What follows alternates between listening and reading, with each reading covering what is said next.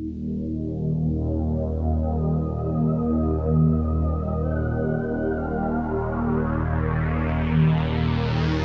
the sands of time, within the realm of the mind, there is a land where life and death are ruled by steel. Out of this land, 5 conquering heroes arose to make their stand. Throughout their journey, they state their claim that they were the warlords by the name Medieval Steel.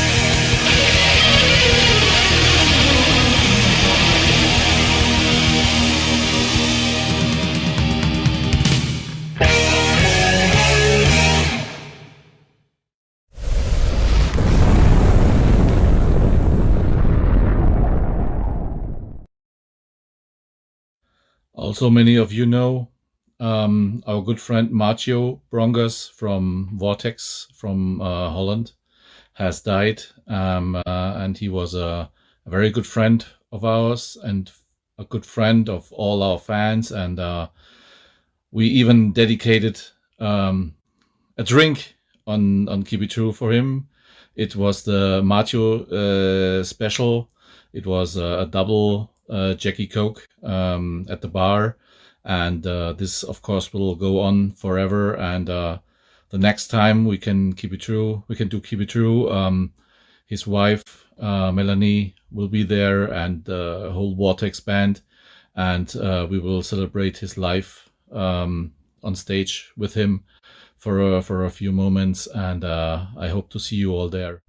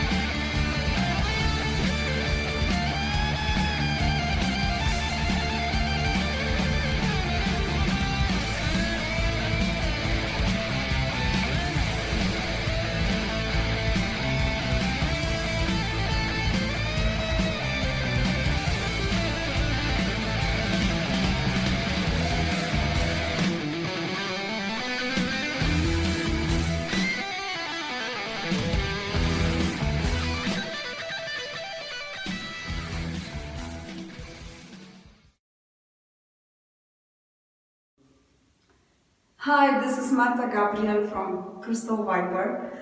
I will never forget my first performance with my band at Keep It True Festival. It was 10 years ago, and I was very stressed because it was my, if I'm not wrong, it was my first live show with me on guitar. And when I went on stage and I've seen all those people and cameras around me, I was like, oh no, I'm not gonna make it. But yeah, after we started playing, our songs, everything disappeared and I felt like this is my place. And later I performed at Keep It True with Jack Star's Burning Star, and it was amazing, really amazing. Later I performed at Mark Shelton tribute show, and it was beautiful. I did it with a good friends of mine, and yeah, that was great. I also performed as a guest vocalist with Titan and in one of their songs, and that was also pretty funny situation because they actually asked me 1 hour before before the live show, if I could join them on stage, that it would be, cool to do something together, and that was great. Regarding Keep It True, there is also a very important thing that I love about that festival. I met so many great people out there. I made friendships for life. And since then, since I performed there for the very first time 10 years ago with my band, I come back, to the festival every single year with my husband and with my good friends. And I hope to see you all also this year. Stay safe and keep it true.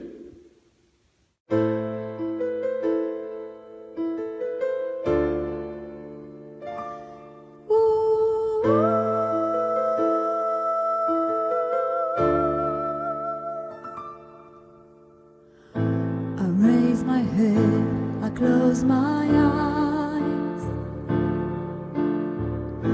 The statue stares, the apparition smiles. Am I here, living in misery to the last, when all gods must die? I am yours. Inside of me to the end, when the final rain must fall away.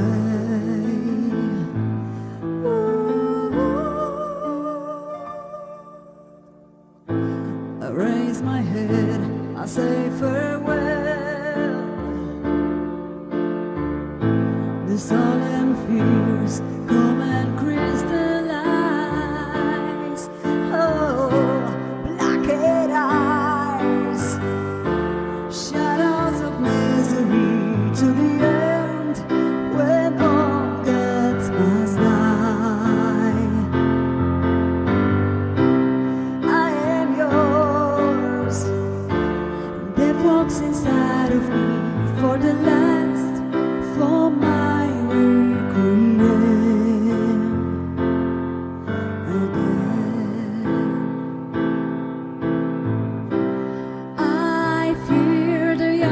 Of MERCURY surround me from the corners of the world. I say goodbye. I know the end is coming soon. From the margin of the world, I say farewell.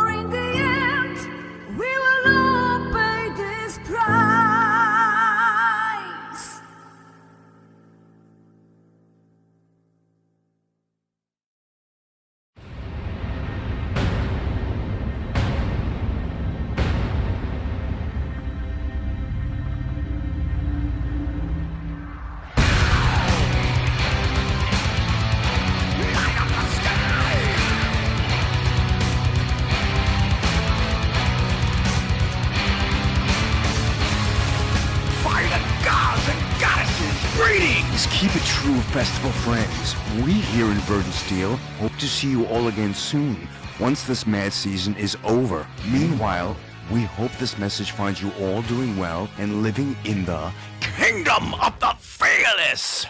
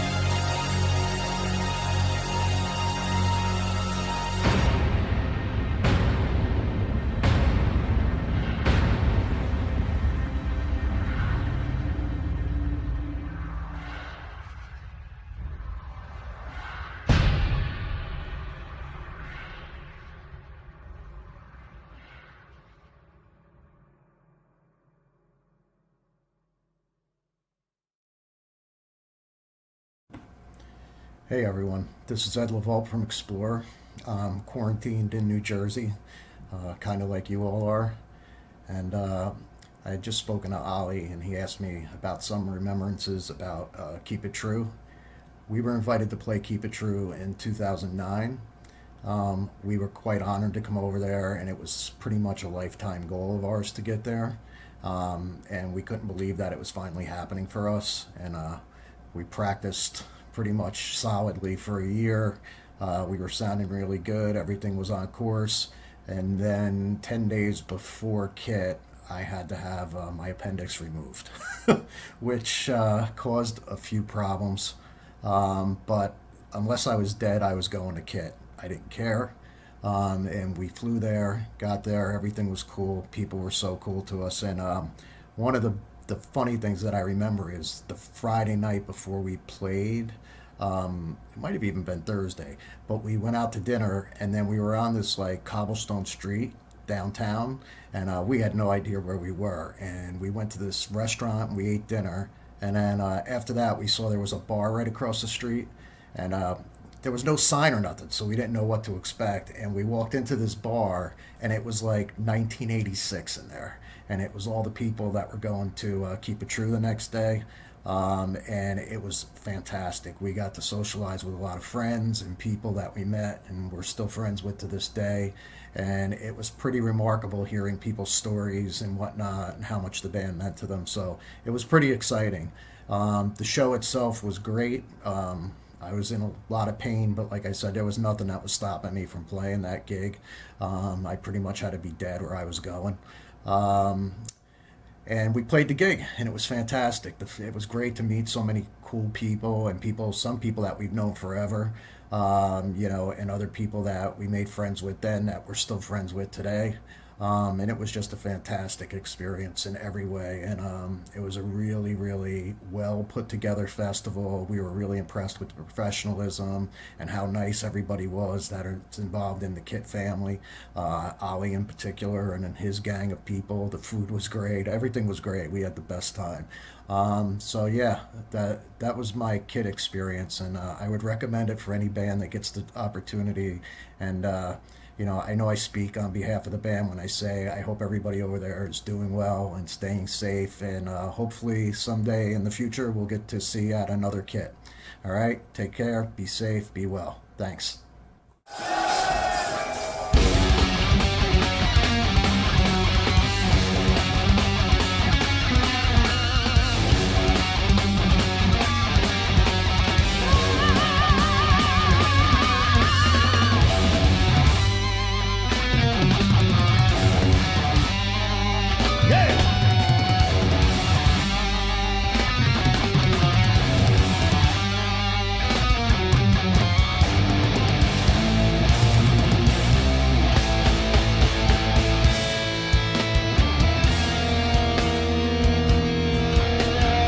Like love songs.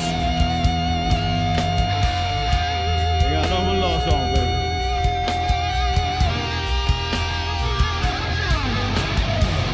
Sometimes I feel the pain I've known as the world becomes my final show. I'm sitting here questioning my life a crime. My stare is cold, no thoughts in my mind. I await as my heartbeat races faster. The suspense is killing me.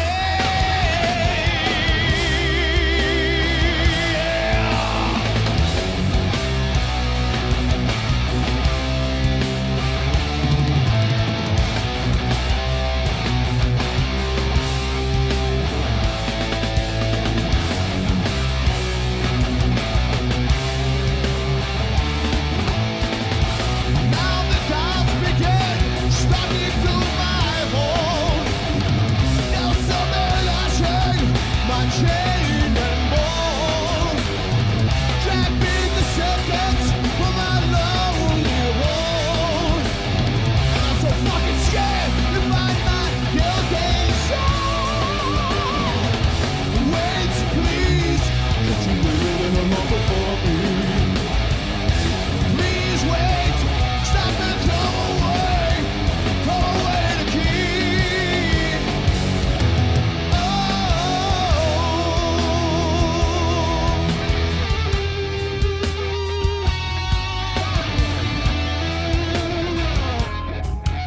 Come on, baby, tell me about it. I've been committed, execution tonight.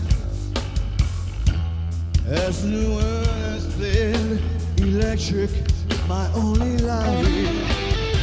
I'm guilty as charged, a horrifying scene. Now sparks ignite, electrifying streaks. I foresee a gathering of death to be named. As my blood turns ice, I'm freezing in my veins.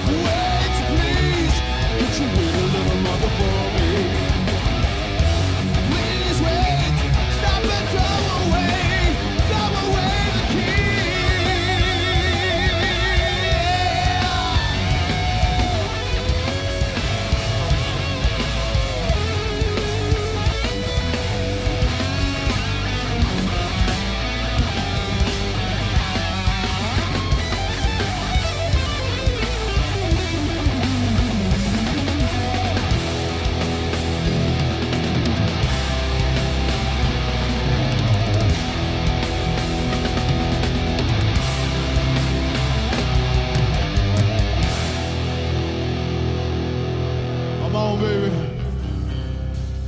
Give me your fucking hands, yeah. Show us the love.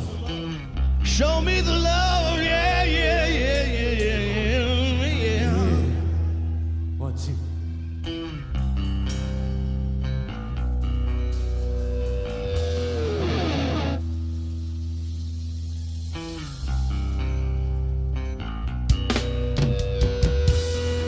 To execute vengeance upon the heathen and punishment upon their people, to bind their kings with chains and their nobles with fetters of iron,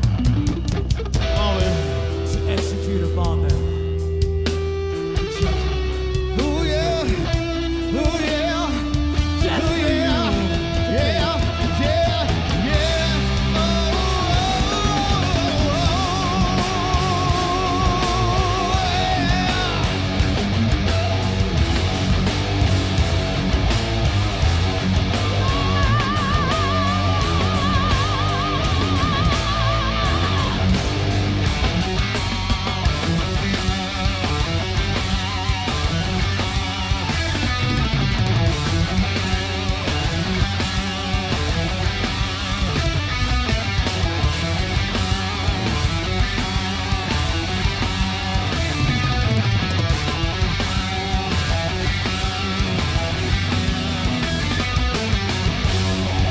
Talk it to me, baby. Oh.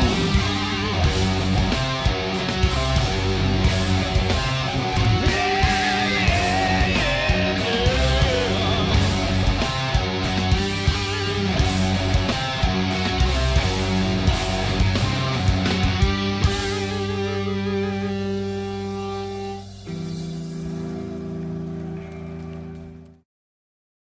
Hello Kibitru fans, hello metalheads, my name is Michael, I come from Greece, or Hellas if you prefer, like I do. So the Kibitru story goes way back for me in 2003, when it all started actually. I guess I'm privileged, I have been there since its very beginning, okay, I have missed 2 of its editions. I also remember the first years when it was held twice a year, both in April as it is now, and November as well.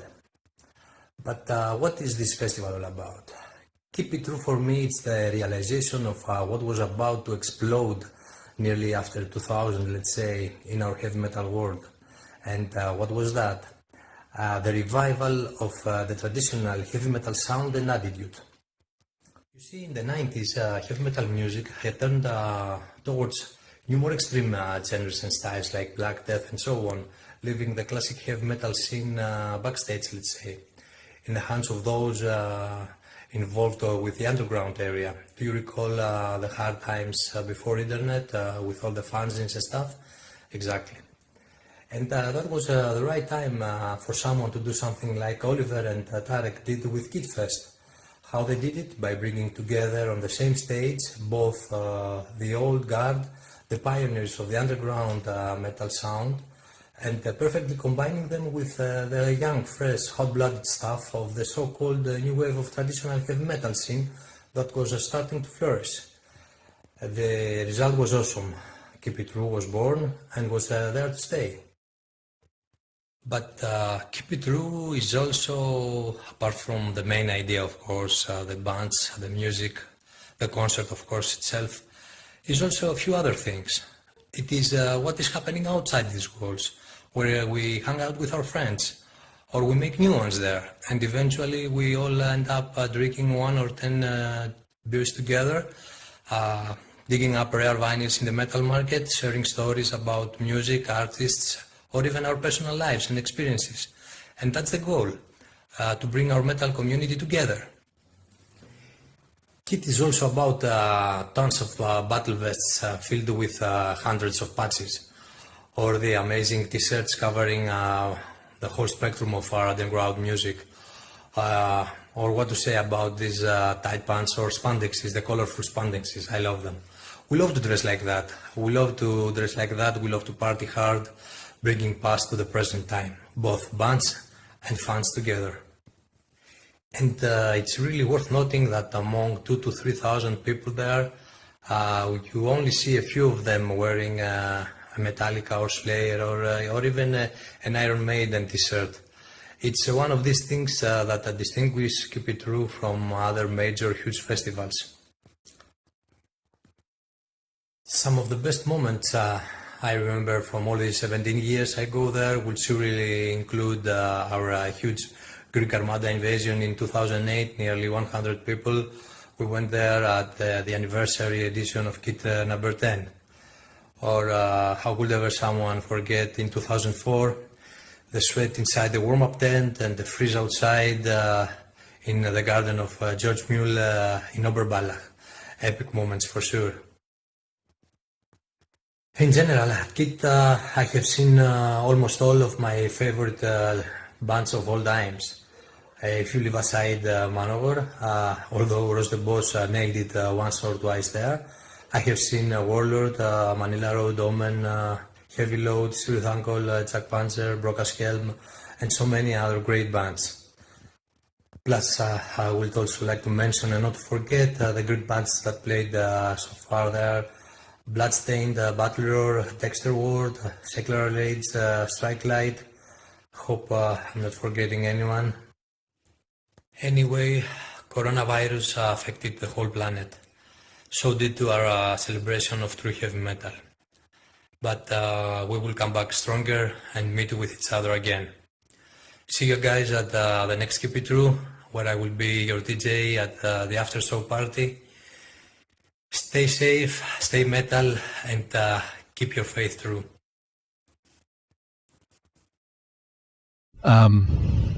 What many might think that this would be a baseball bat, it's not.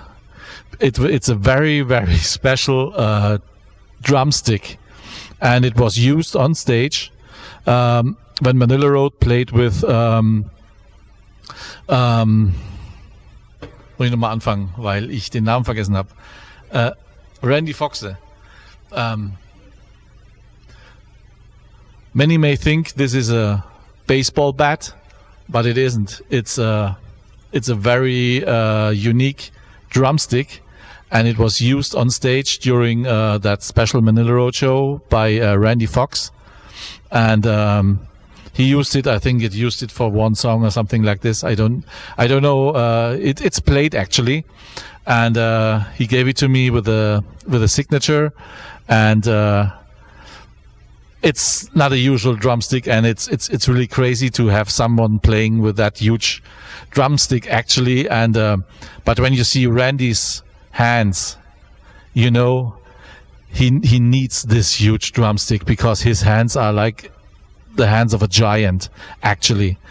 And I think Thorsten can tell you something about these guitar strings a little bit. Yes, these strings are from Jim Macias, and I know we had a warm-up party here when I made the DJing, and people asked me why we had a curtain before the stage, and yes, some of them saw the PA and they asked what's going on, and then we said yes, it's for practicing Jim Macias, and he left his strings, and I take them, and but more of them I gave to Alex Pantz, the specialist in US metal, and he got goosebumps, and it was a very special moment. Yes, when the shows are over, I found some things like this, but this is the card, how we call this. You can eat in restaurants, and on the back side the playlist from Pagan Altar. Was a very magical show. I actually had the pleasure of playing Keep It True twice. The first time was in 2010 with Anacrusis, and the second time was in 2016 with the solo band I had put together. Back in 2008, I had released a compilation of all of the old Anacrusis demos and some early rehearsal recordings that all became before the first album, Suffering Hour, was recorded. And the guy who put that CD out on a label called Stormspell, I think early in 2009, he said, hey, I know a guy in Germany, he does this festival. And it's kind of a smaller festival, and they really focus on like more obscure or real old school bands. And one of the things he really likes to do is put together reunion shows with bands who haven't played in a really long time. And so the last time Anacrusis had performed was in 1993. We had done a tour with Merciful Fate in the US, and then immediately after that we did about a month's worth of shows in Europe with Death, and then broke up. This guy said, hey, this guy Oliver would like to know if maybe you guys would think about doing a reunion show and playing over at this festival in Germany. And so I hadn't actually spoken to our guitar player Kevin in probably a year or so at the time, and our bass player John had a little falling out with him over a cover band they had a couple years prior. So things weren't really that warm between us at the time. So I said, hey, I had been hanging out with Mike Owen, our original drummer, and I asked John and Mike, I said, hey, what do you think about just getting together, maybe run over some stuff and see how it sounds, see how we feel about it, see if we can still even play this stuff, and before we, approach Kevin about doing this. So, and the thing about Keep It True, I was told, was that you have to commit very early, because the show happens, usually around April, and they announce the following year's lineup at the festival, and generally, all the tickets sell out on the spot. So I kind of had to give, a yes or a no answer well ahead of time. And so the three of us got together, started playing. We thought, I think we could maybe do this. Let's give this a try. We were all excited about the idea of going back over to Europe. and particularly Germany, because the shows we had done there with Death were, particularly well received. And so after a couple months, I called Kevin and I said, hey, here's what's going on. Obviously, we would, love to have you be involved. We'd love to have the entire lineup playing. And so, Kevin said, well, yeah, I mean, he was busy with his band, his cover band, but he said, give him a couple months, and we had all the way to the following spring. Give him a couple months, and he'd come down and join us. And so, I don't know. I think maybe he wasn't 100% sure we would follow through, so he was probably going to let us kind of test the waters with rehearsing a little bit to see how things would go. But anyway, so we had almost a year and decided to go ahead and re-record our first and second album with the original 4 lineup, which is the same lineup that was on both the first 2 albums. We never really were particularly happy with the way the recordings turned out, and we thought, well, if we have nearly a year to rehearse, this would give us something to do in the meantime. So that's what we did, and we began learning songs, and Kevin joined us, and we spent the better part of a year rehearsing. And some of these reunion shows, sometimes the guys just say, yeah, we get together, learn a few tunes, get up and play. And we thought, if we want to do this, we really want to make it feel like a real Anacrusis show, not just a bunch of, old guys getting together and running through a few of their old songs. And so we really put a lot of time and a lot of effort into trying to get the band back in shape, musically, physically, all that.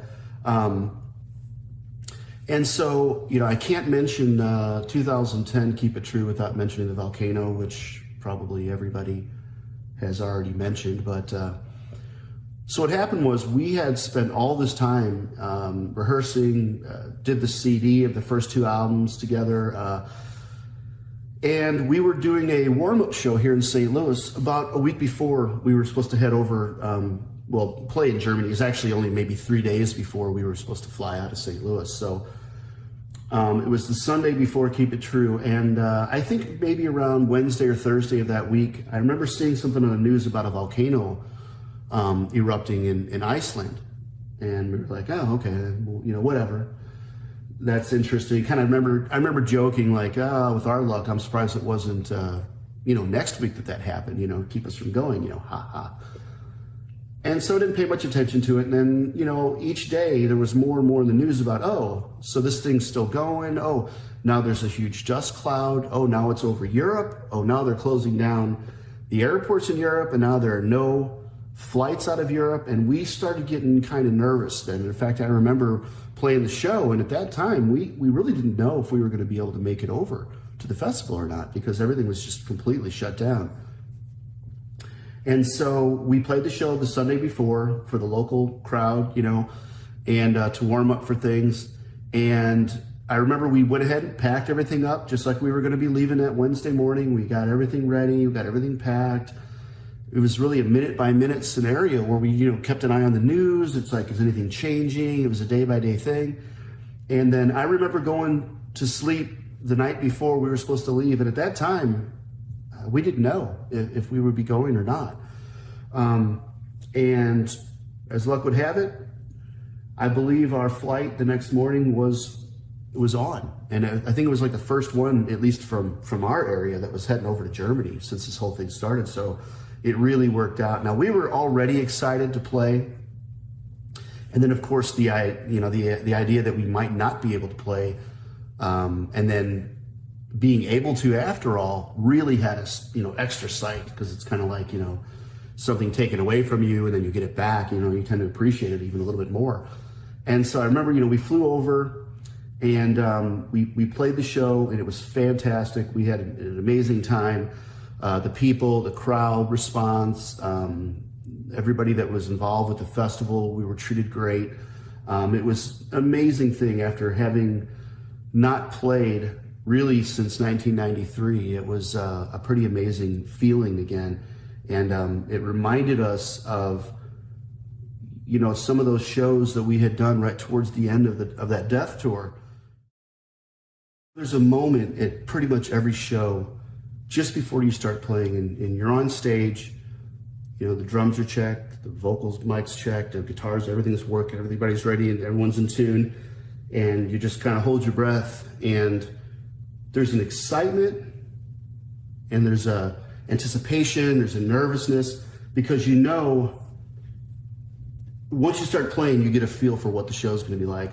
And I remember there was just sort of like this buzz, you know, and I know the band could feel it, and it seems like the whole audience was kind of, you know, anticipating, because, you know, even if they weren't big fans, I think a lot of people have been talking about us doing this reunion show.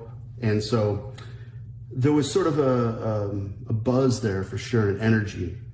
And I remember we just, you know, when you first go into that first 10, 20, 30 seconds of that first song, you kind of know right then and there what's going to be like, what the feel's going to be like, what the crowd's going to be like, what the sound on stage is. You kind of, it's like you never really know until you're in that moment. And I remember we started playing, and it just, I could tell it was going to be a very, very special moment for us. Go sound the alarm!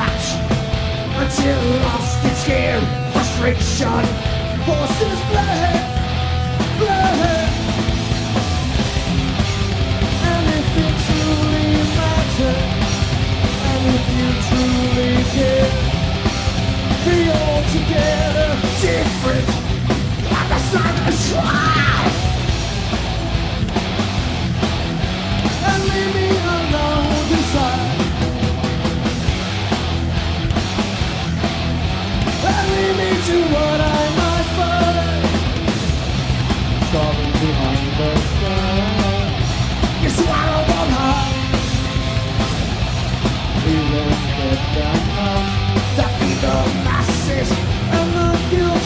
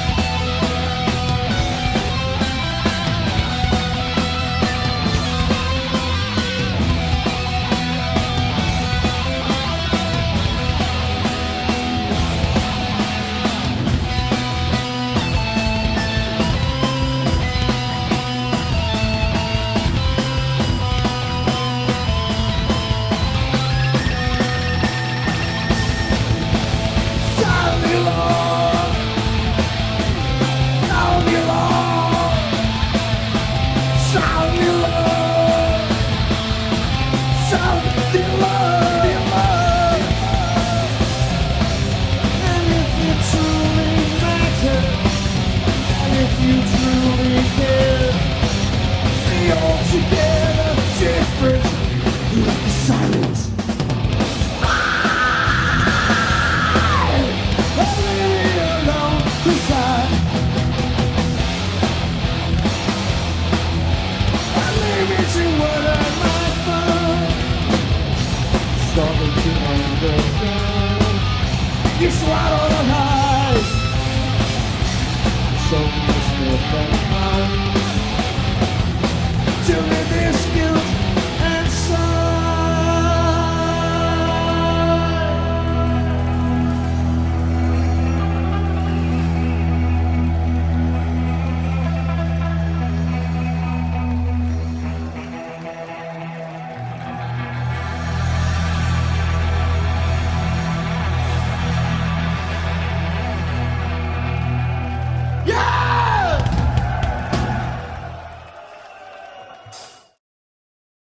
What's up, Keep It True Metal Maniacs? Alan Tecchio here, Hades, Watchtower Nonfiction, Mike Lapon, Silent Assassins, Level Fields, etc., etc.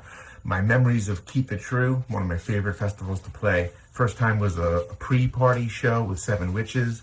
Next time was when the volcano erupted over Europe, and I was supposed to play Keep It True with Hades and Watchtower, but only the Watchtower guys were able to fly in. So I got in there and did my Watchtower set. It was phenomenal. I was asked by Michael Lapon to come over and sing for Heathen's Rage there too, which was totally awesome. And I gotta say, Keep It True, Oliver, all of you guys, love you. Keep the metal going.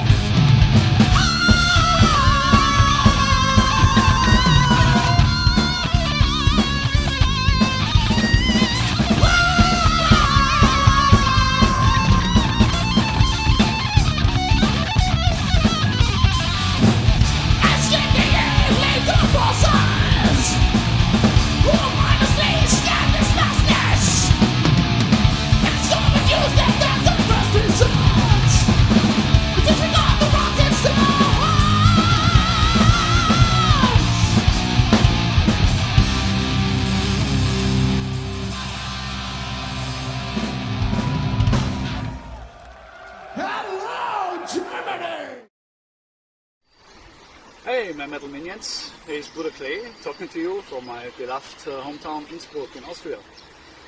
I was asked to share some memories and thoughts about the Keep It True Festival, and I'm very happy to do so.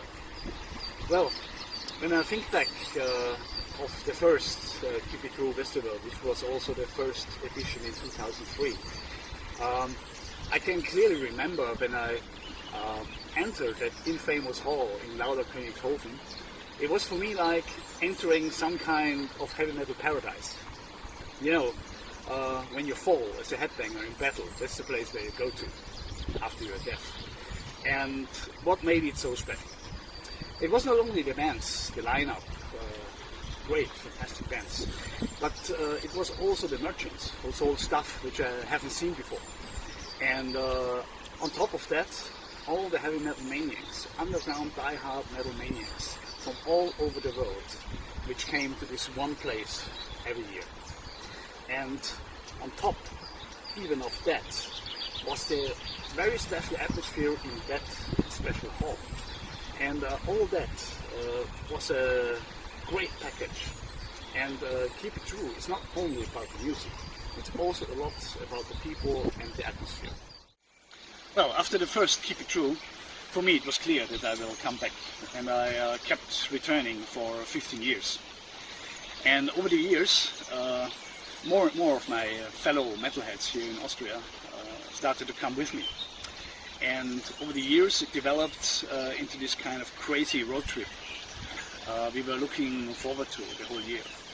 And so going to the Keep It True Festival became a very vital and important part of our heavy metal lives here in Austria. We would even start to celebrate our Keep It True road trip even a week before. And we're looking forward to meet all our friends from all over the world.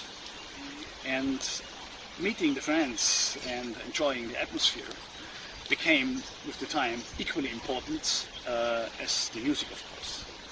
So this is also something very special when we talk about the Keep It True Festival. Talking about the musical concept of the Keep It True Festival, well, I saw 150, 200, 250 shows maybe at all of the Keep It True Festival editions. And to pick one special or particular show would be almost unfair. But there was one thing which is very special at the Keep It True Festival. For most festivals, it's all about the headliners. But it's not the case if you talk about the Keep It True Festival. Because there, sometimes the bands that we were looking forward the most were the first bands on the bill. And I saw many young and hot and fresh bands starting their career with their first show at the Keep It True Festival. That was also something very, very special.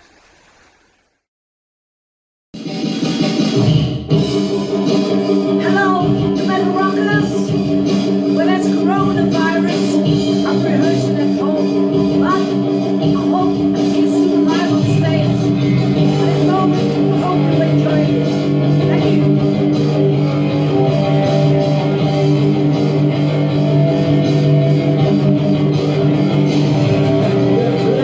Loud.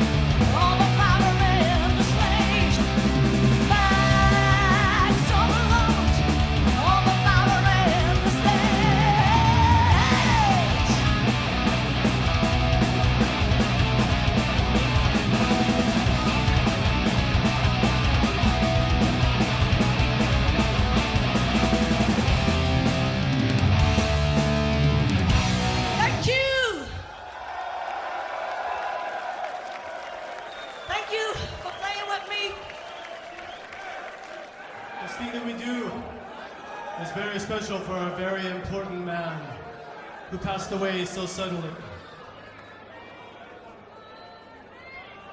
The dying of a real great man. And this one is from his album, and this song is called Lonely.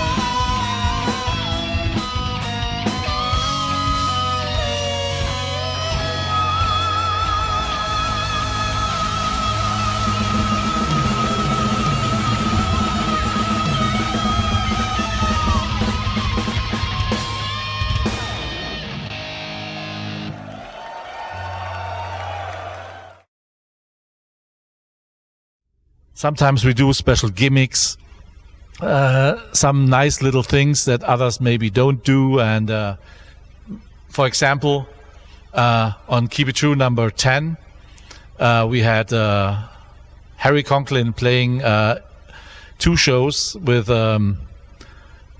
Jack Panther and Titan Force on both days.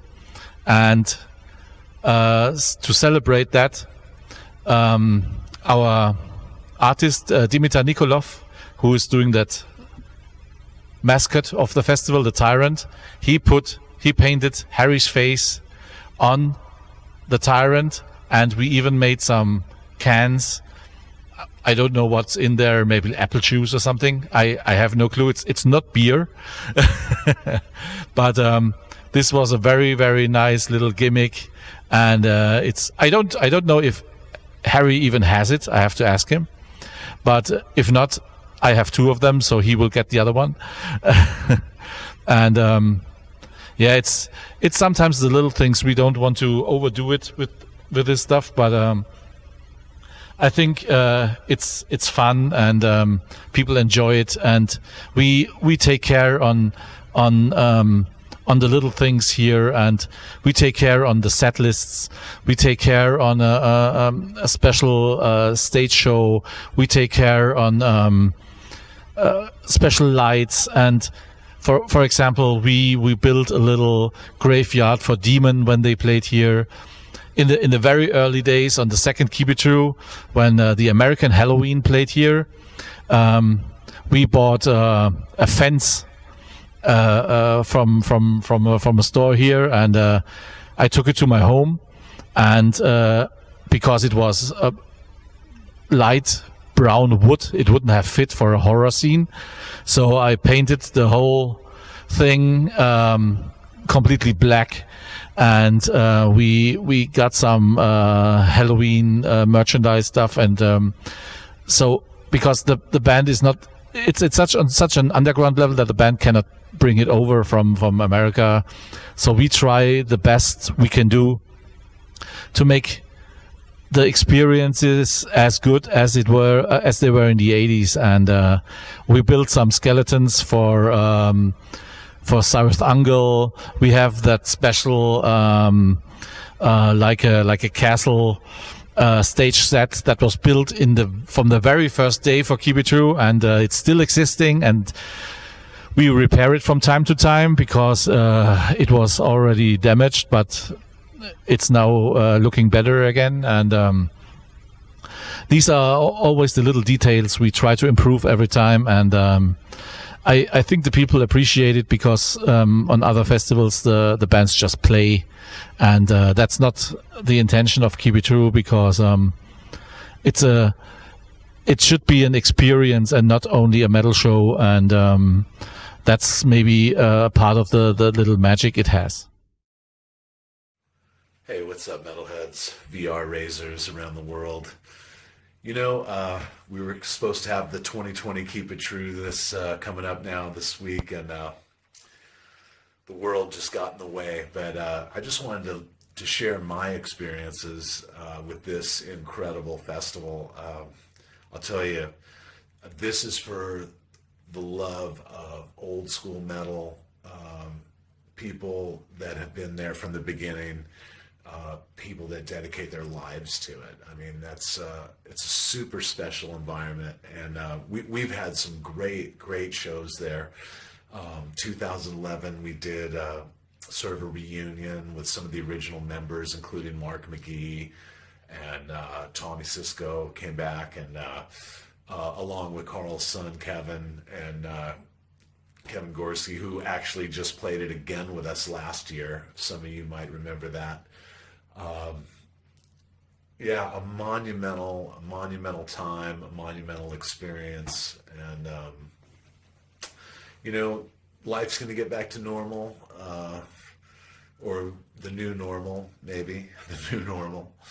But metal and heavy metal and the love of metal will never die. Will never die. So keep it heavy, everybody. Thanks so much for all your support for Vicious Rumors over the years, and let's keep going strong. Everyone, keep it true. The promoters, Ollie, the staff, everyone. Thanks so much for keeping the ball rolling, rescheduling, and that's what we do. You know, we don't give up. We just keep fighting, and stick together, everyone, and keep it heavy. Heavy metal lives.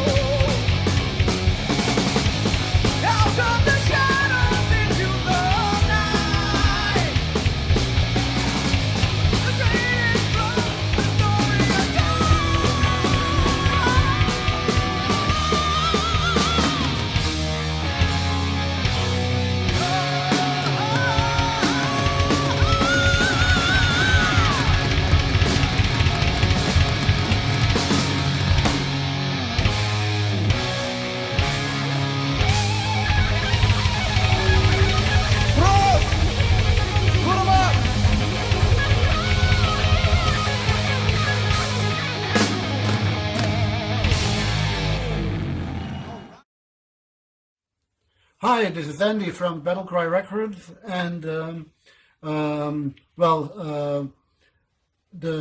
for me, Keep It True Festival is the most legendary metal festival in the world.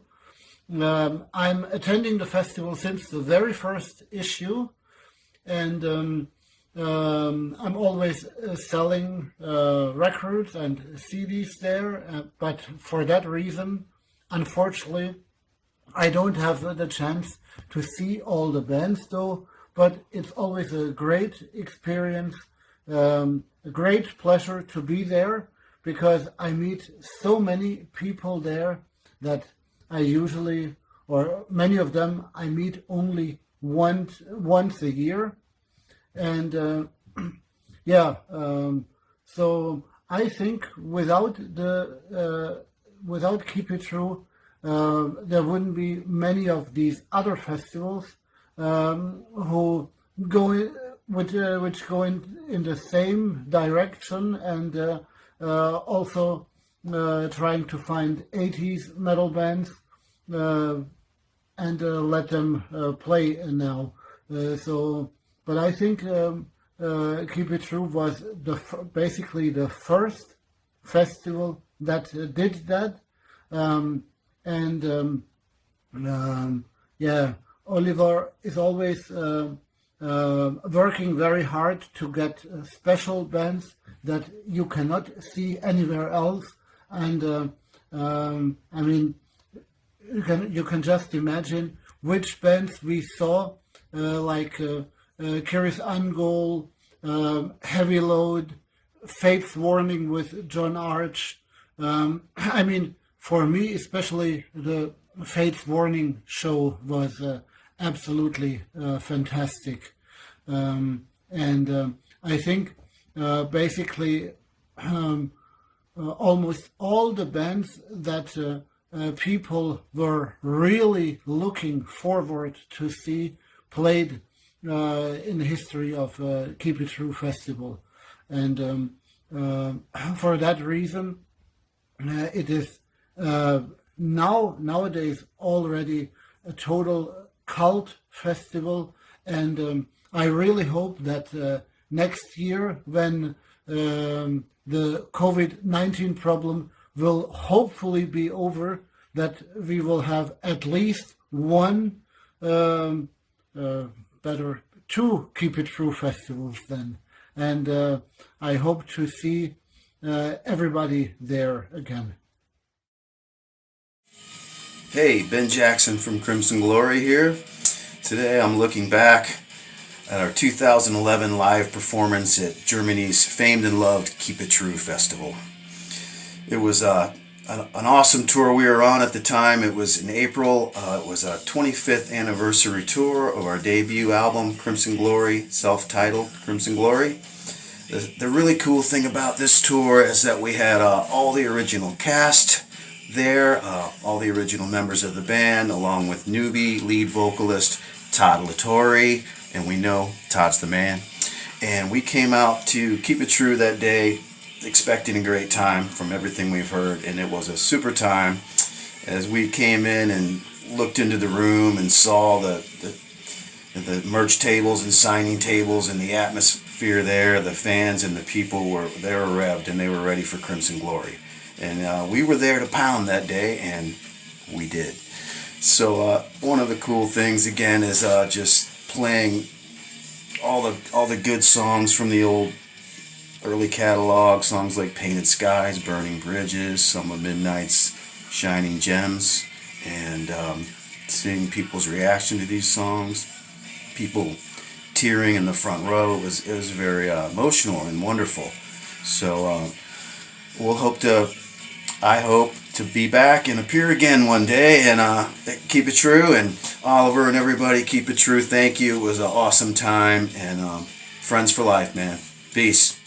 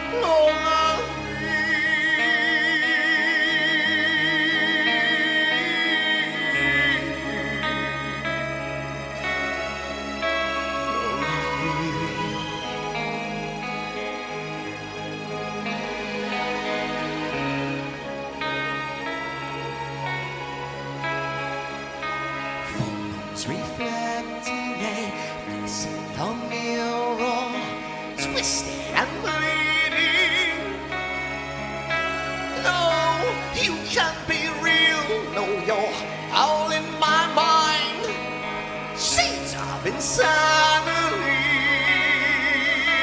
you're not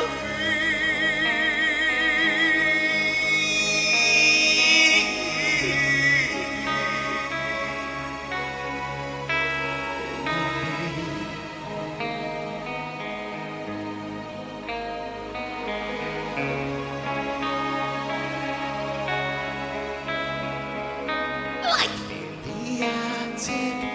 I like my rocking chair, staring in shadows, crouched in the corner, waiting for something, laughing at nothing. No one there, not alone. I wonder, is there more?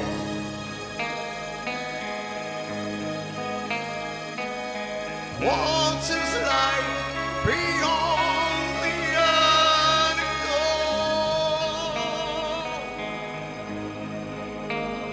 The full moon in my eyes is all that's real.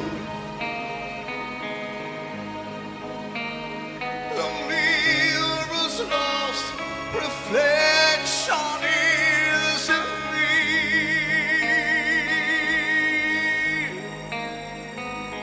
Life in the attic, life in the attic.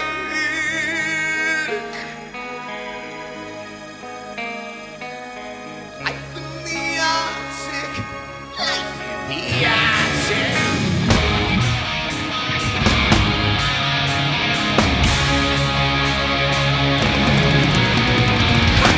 Dusty dreams, sunrise and hollow stream.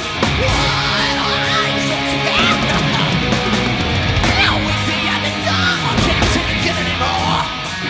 You better go away.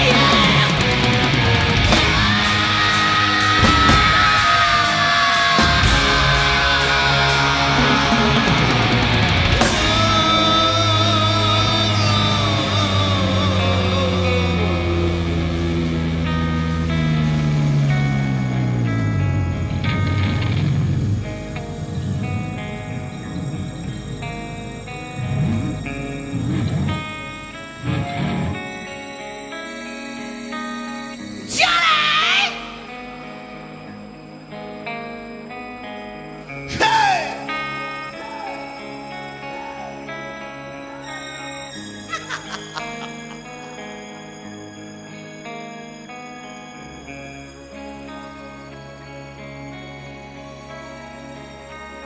Who's there? No one there. You're not me.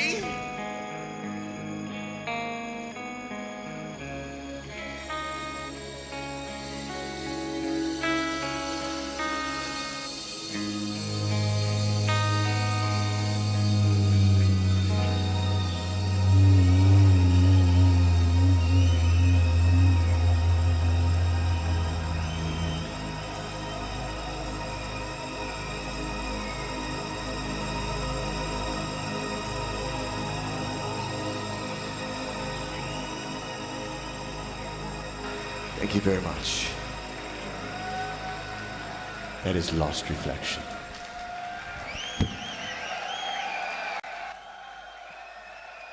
Give it up for Mr. Todd Latore, channeling the spirit of midnight tonight for you!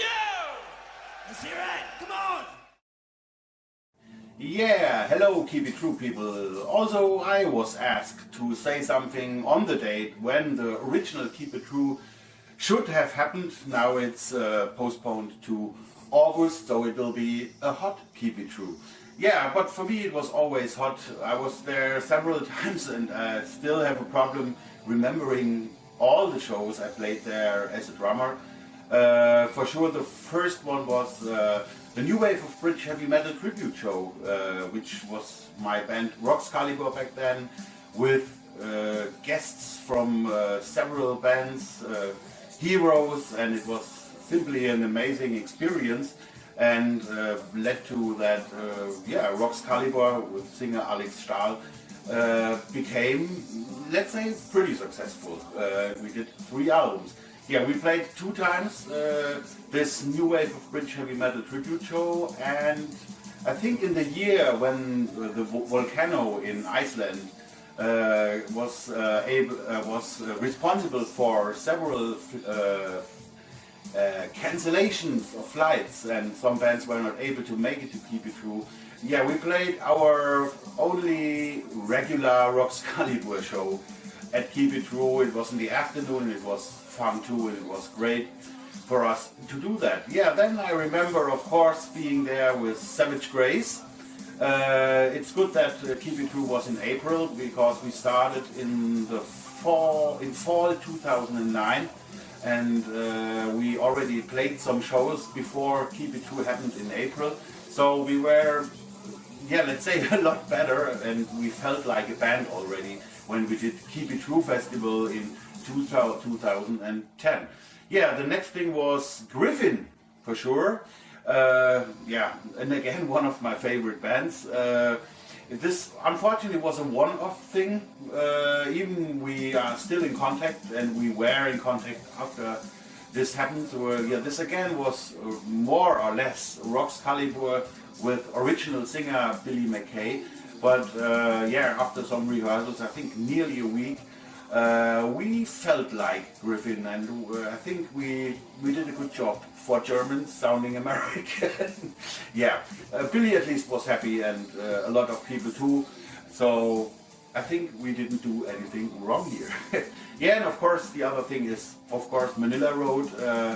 I remember that show with Randy Fox, the second original drummer of Manila Road, playing, and I played the rest of the show. This was around when we played all the Oliver festivals. We did Hammer of Doom, we did Metal Assault, and when all this was done, Manila Road Festival was invented.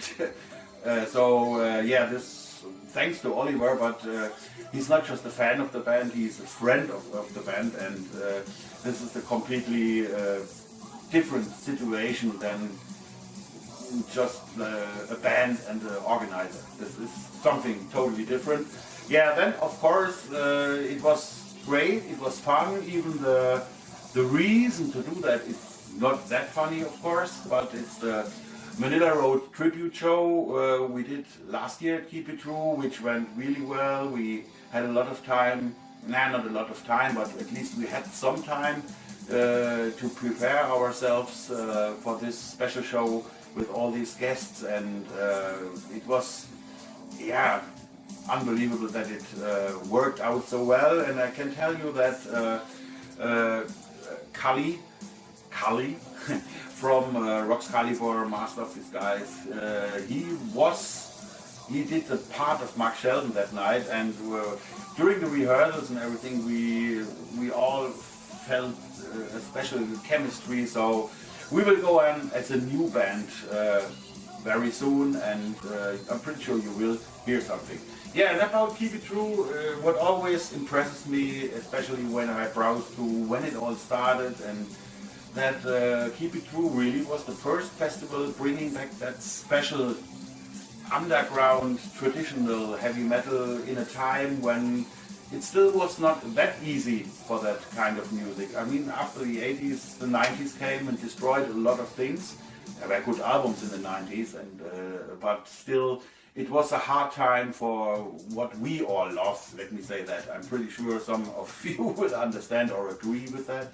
And Ollie just did it. He just started the festival. I mean, it could have been only 5 people showing up, who knows. But I think it was a success from the beginning. People were exactly waiting for something like that. And Ollie was the one having the idea. Maybe he wanted that festival too and just did it. He was there at the right time. Now Keep It True is always sold out. It's more or less always the same people. Everybody is happy. Everybody became friends. And Keep It True is something special. It will always be. And I remember when it was in Würzburg one time at Posthalle, which is, by the way, from just the venue itself is better than Tauber-Frankenhalle. The sound is better, everything is more easy to handle in there, I guess.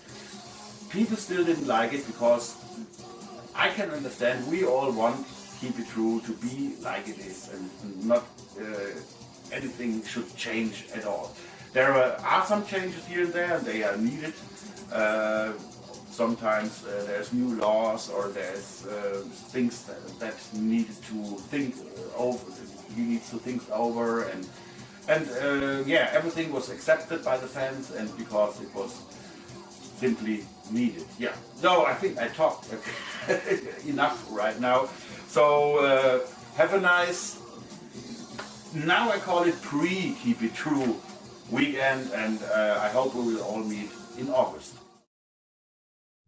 We also have some nice and funny props from the festival here.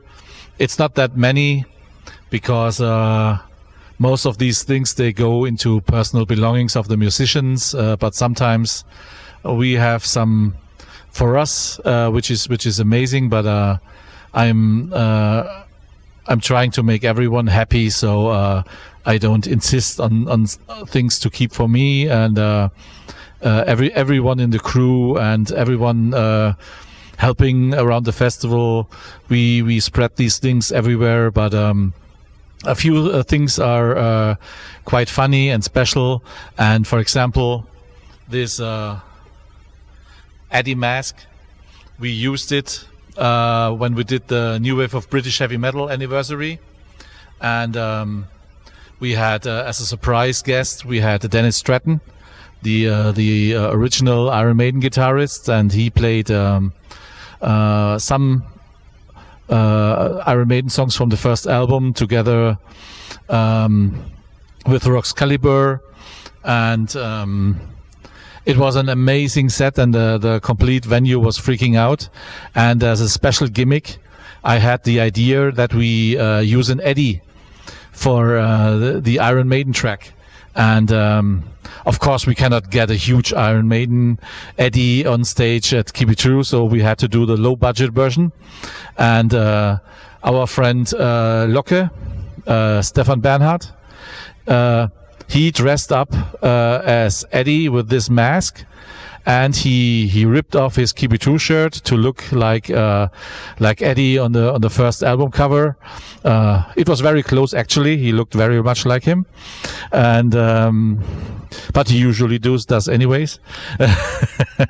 And it's I will keep that because I think it's a funny memory about this show, and to have an Eddie at home is good anyways. I'd like to say something before this last song, and I'm sure I can speak for many of you here tonight. This man to my right, if it weren't for him, if it weren't for that first album, if it weren't for that masterpiece, that is not only probably, if not the best heavy metal album ever released, the best album, period, ever. If it weren't for him, let's face it, a lot of us wouldn't be here. I know I sure wouldn't. Thank you, Dennis. It's the Iron Maiden!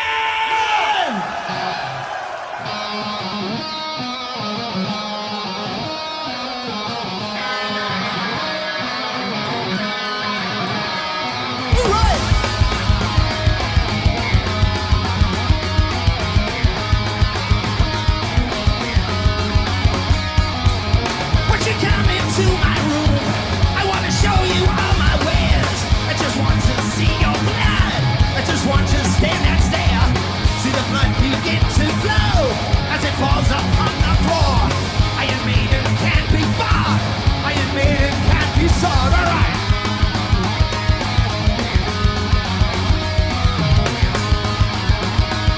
Let me hear ya. Oh well, wherever you are, Iron Maiden gonna get you, no matter how far. See the blood flow up in your sheet.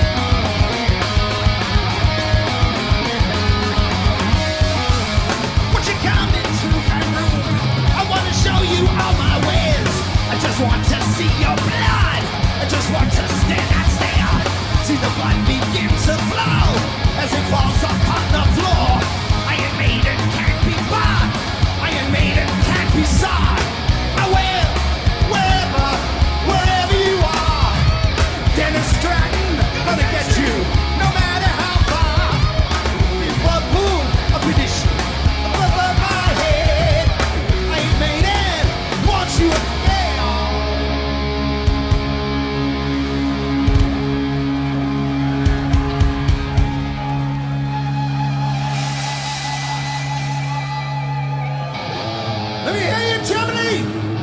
Let me hear you, Germany! Let's hear the Dennis Stratton!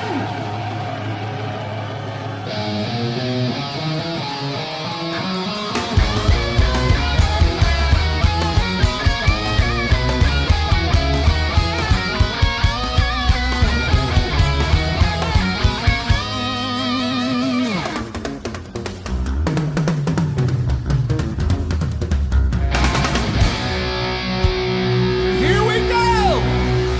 Here we go! Scream, mama! Scream, mama!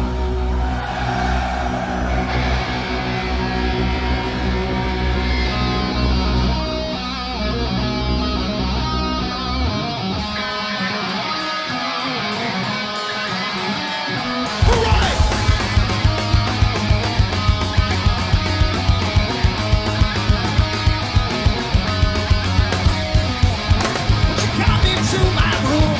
I want to show you all my wares. I just want to see your blood.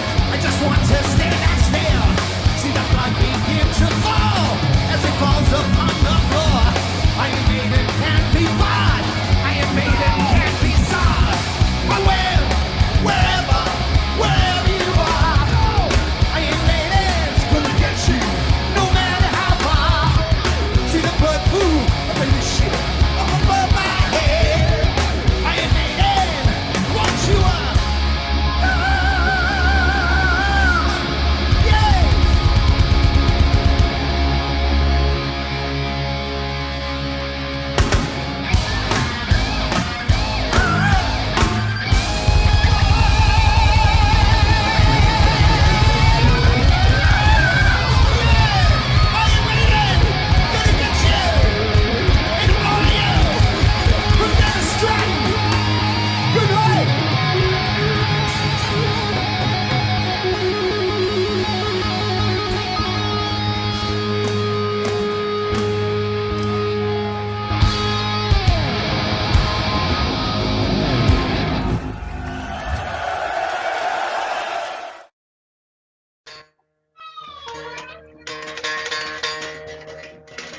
This is Mike Scalzi from Slough-Fag. And this is Adrian from Slough-Fag. And we wish we could be with you in Germany. When would it be? Tomorrow or the next day? For Keep It True. But we can't because of coronavirus, so we're here in San Francisco. We have quite a history with Keep It True, going back to 2005 was the first time we played Keep It True at the Keep It True 5 festival, and that was with Raven and the Ruffians. That was when we met the Ruffians on tour. Yeah.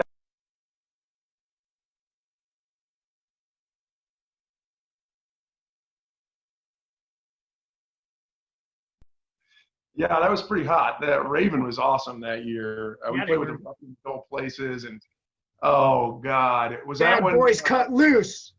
Yeah, the Bad Boys Cut Loose. Yeah, that's right. Bad Boys Cut Loose. That was but I was also Stallview and a bunch of other stuff that year.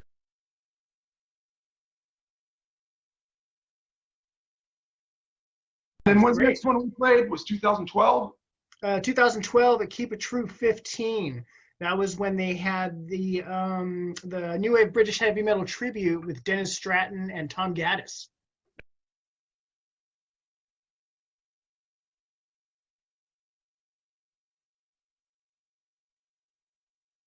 That's right, and that's when we met Dennis Stratton and Tino Troy from Praying Mantis. Tino Troy from Praying Mantis was there, and we hung out with him and had a really good time. Chased little girls together, and that's really what Keep It True is about. A bunch of old men chasing young girls. You know, the three girls that were there, and there were three of them. You know, you couldn't tell they had mustaches just like the guys, but you know, you gotta take what you can get. Anyway. So what's coming up now is next Keep It True is going to be when it is. We hope we could be there. We will be there, okay? And we have a special treat for you. Yeah, since we can't be there this weekend due to the coronavirus, we dug up some old footage from 2001 at the Classic Metal Festival in Kalamazoo, Michigan. And what's interesting is all the bands that were at this Classic Metal Festival back then have since played Keep It True, including ourselves. It was bands like Anvil, Destiny's End, Exciter, Agent Steel, Manila Road, Omen, Vicious Rumors, Skullview. They were all at that metal festival in 2001 in Kalamazoo, Michigan. And we all went on to play Keep It True, and we love it so much. And we can't wait to be there with you again sometime soon. Yeah, we're in house arrest now, all of us. We're quarantined. This will not last forever. You can't stop rock and roll. You can't stop heavy metal. You can't stop Keep It True, and you can't stop Slough-Egg, that's for sure. We will be here. We will be there.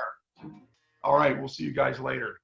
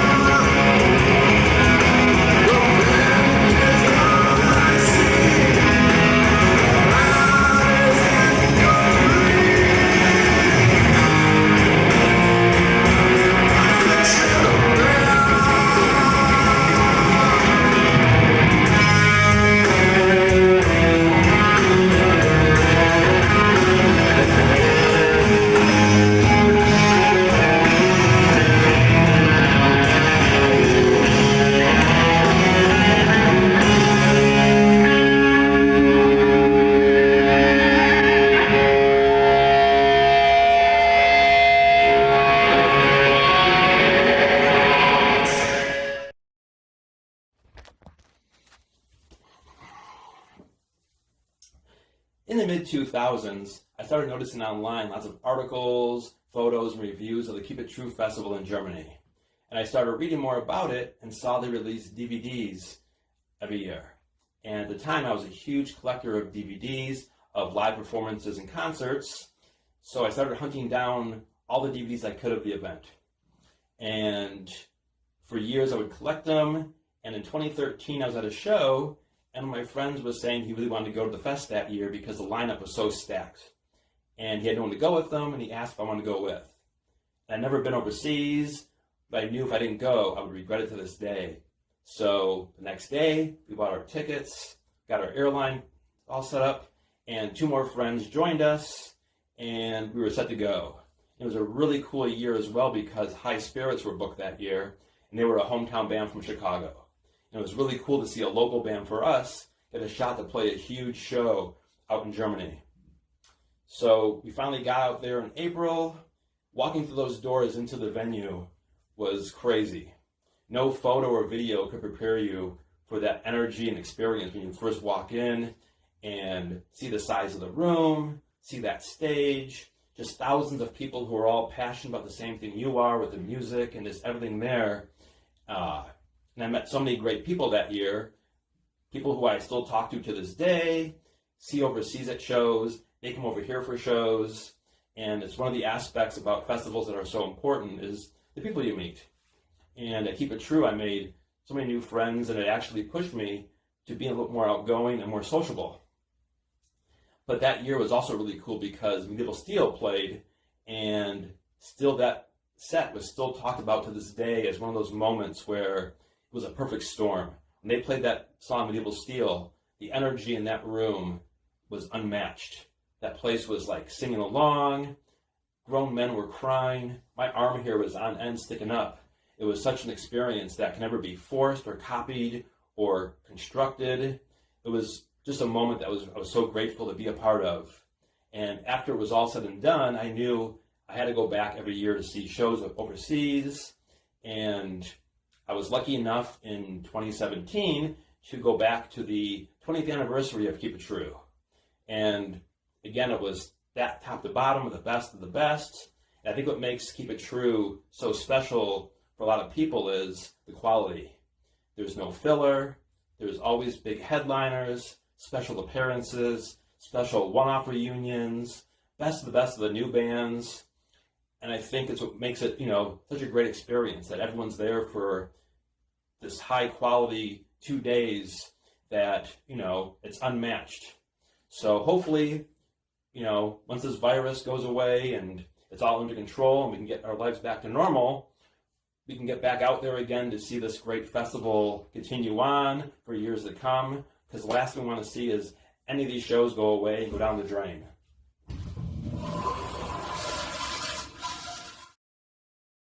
Keep it true. This is the Keep It True with the Magic 8 Ball. And I sing for the Traveler. And we're going to ask the Magic 8 Ball. What did you think, Magic 8 Ball, of... you remember when I played Keep It True 2013? Do you remember that? Okay, what do you think of that? I'm asking it what I thought of Keep It True 2013. I'm asking the 8 Ball. Okay, here we go. Don't count on it. All right, so the next Keep It True I played was 2018. So I'm going to ask the Magic 8 Ball. Magic 8 Ball, how did you feel about Keep It True 2018? Here we go.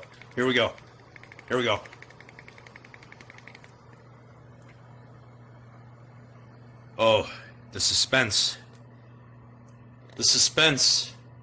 My sources say no.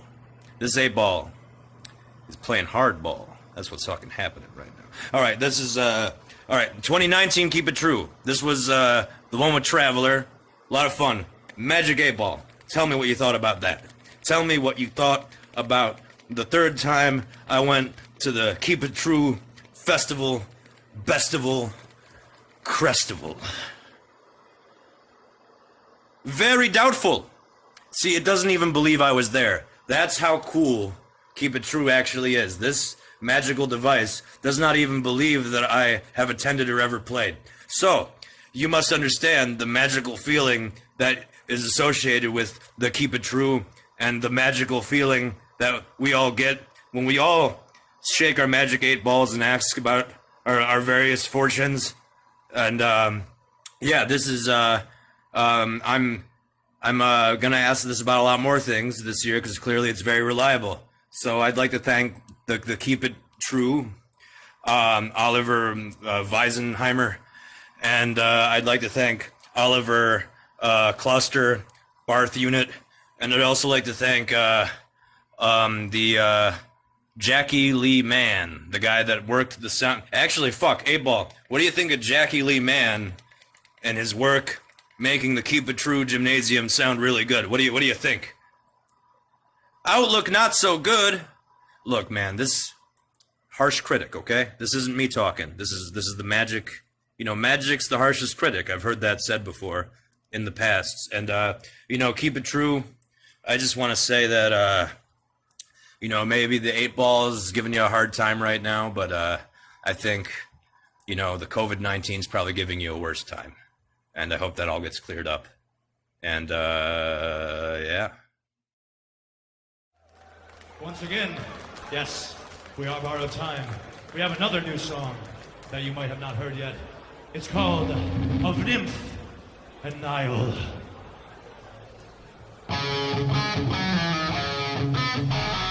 Love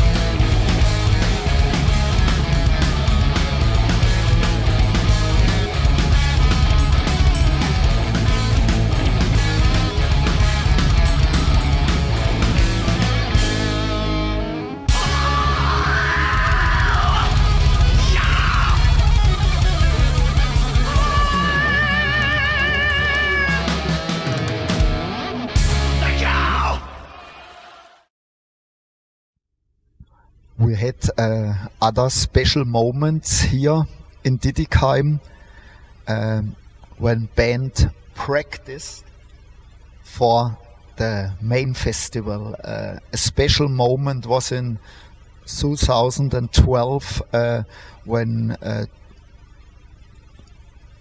John Arch and Jim Macias practiced here to play in Königshofen. I remember we have a picture on this when we talked with him before the hall, and this was magical. It was the show before Fate's Warning came here. Then another band practiced after years. This was a year later in 2013. I have a great memory, was Warlord with Bill Samis. And then I come to some friends which may make it special. In 2014, again 1 year later, we had Sirit Angol cover band Finger of Scorn from Greece with members of Dexter Ward and Conviction,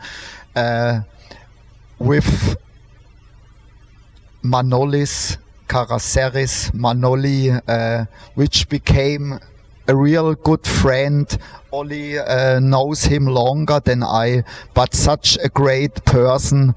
And I talked with him many times. We made a lot of pictures. I went to Greece to his festival Up the Hammers in 2015. I bought this. These are great things, great moments for me personally as a metal fan, and these are great stories. Then we have supporters. What is unbelievable, years ago we made a dream come true for a guy from Trinidad Tobago, Eamon O'Connor. Bill Peters, the president from Auburn Records, made the contact. We arranged some things for him.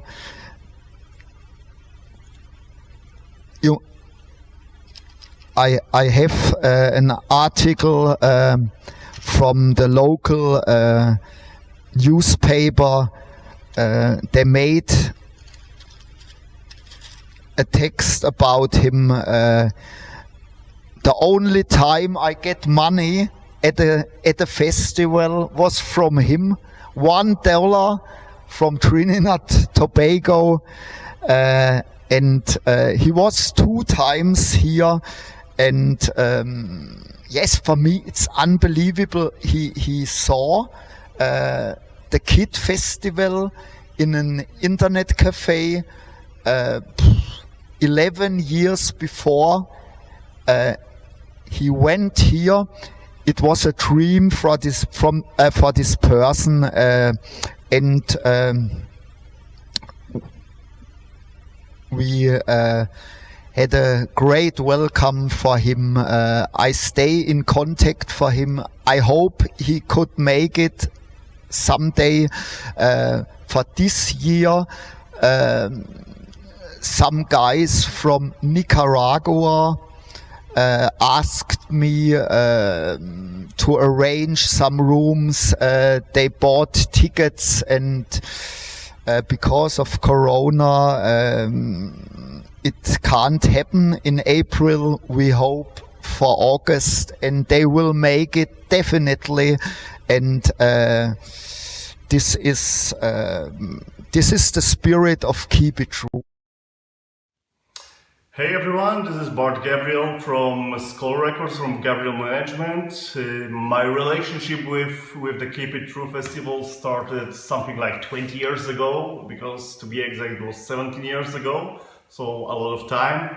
I've known Oliver from the time before he was doing Keep It True Festival, because back then I was working as a freelance music journalist for the Heavy Other Vast magazine, and obviously he was working for the magazine as well.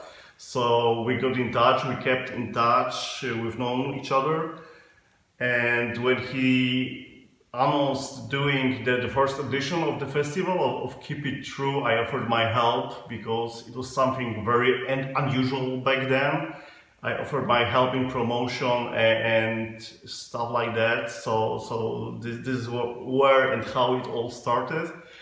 Within the years, I got involved much more. I was doing other things like helping with hosting the bands, helping booking the bands, arranging rehearsals for some bands when it was needed.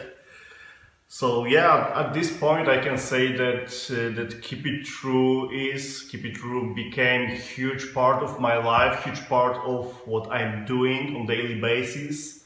So I wanted to thank all of you for never-ending support, for everything, because Keep It True is a festival, but we all know that this is something much bigger, something much more important. So thank you everyone, be safe, keep it true, and hopefully see you really soon.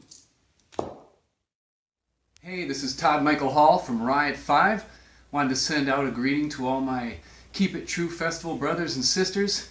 I'm really bummed to hear that the festival's been postponed from April until August, but you know, sometimes fighting the fight, we have to do so by staying where we're at, and that's what I'm doing myself, home sheltering in place.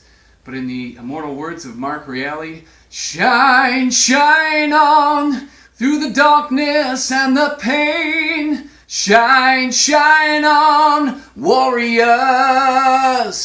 Stay safe. Hi everybody, this is Jack Starr from the Dan Burning Star with a special greeting to all our friends from the Keep It True Festival. I just want to say that when this nightmare is over, we're going to be back in Europe performing, and we hope every one of you will stay healthy and be well and keep listening to heavy metal. So we do have a new album coming out. It's going to be called Souls of the Innocent, and it will be out sometime in this year, 2020. So here's a little riff from the new album, just a little taste, okay?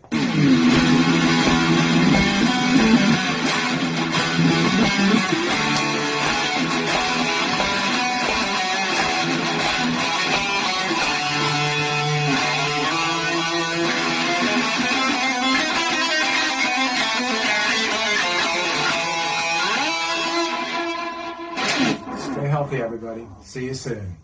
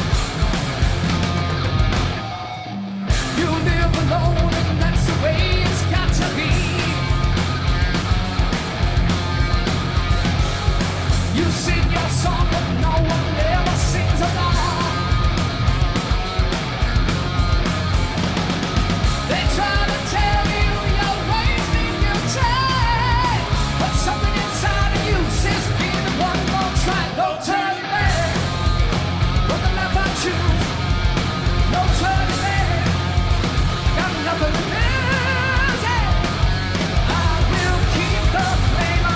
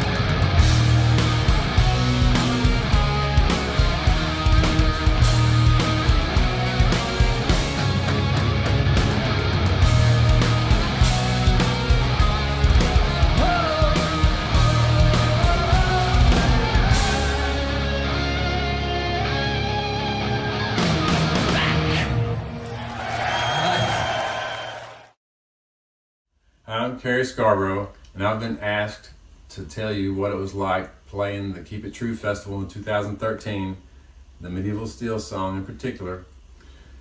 I've been a Medieval Steel fan since I was 14, and I took guitar lessons from the guitarist of Medieval Steel by the time I was 15. They asked me to join the band in 2012, right as they was starting the Dark Castle recordings, and right before they went to Germany to do the Keep It True Festival. During the festival, people seemed to enjoy the music a lot. I was very happy with the crowd response. This one particular song, Medieval Steel, I had no idea that it was as big as it was over there. Everybody was singing along, and I had no idea it was to that extent until I watched the video. But it was the most insane thing ever I've been a part of, and I'm so glad to be able to meet those people, some lifelong friends, and have the greatest time ever. Okay, I guess you're ready for it, aren't you? Are you ready for it? Okay. Are you guys gonna sing with me on this motherfucker? I know you are.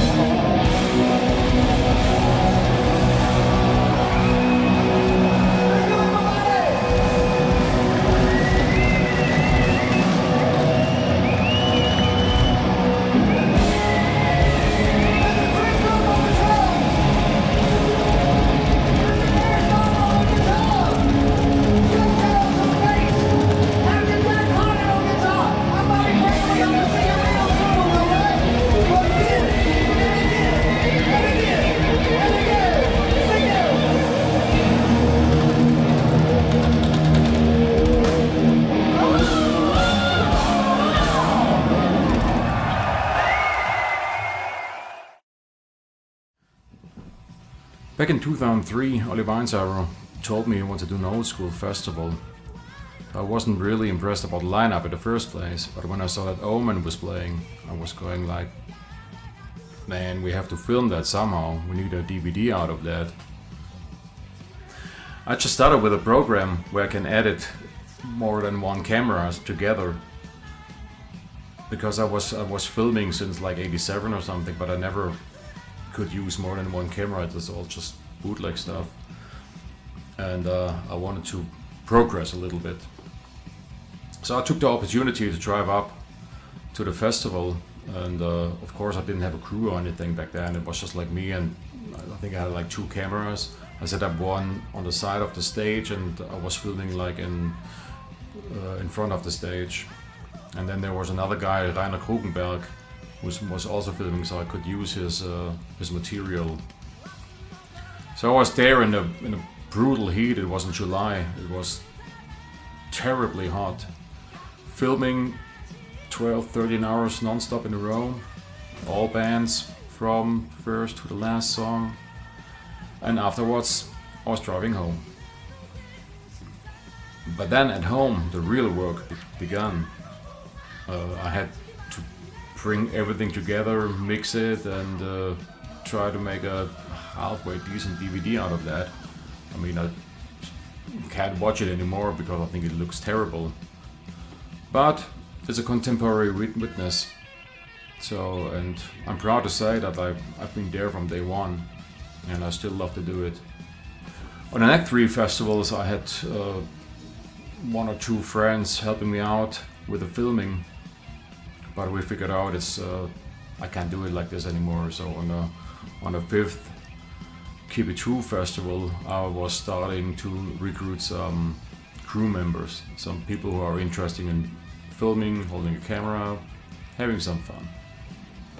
Of course, there were people coming and going, but the last few years, I would say the last 10 or so years, we have a pretty stable crew. We are 20, 25 people on each festival, filming everything. I couldn't do it without them. There's so much work, especially when I started to make a 2 days festival. But everybody's really into it, and even when we said we can't do any more DVDs, because like no one is really buying DVDs these days anymore, they said we have to continue. And to be honest, I have no clue what to do on the Keep It True festival without filming. Drinking myself into oblivion, walking around the hall, talking to people, watching bands, and don't remember anything the next day, like on all the other festivals. So let's hope everything is getting back to normal in a certain amount of time. I miss all of you. I miss my crew, I miss the bands, I miss the music, I miss the fun.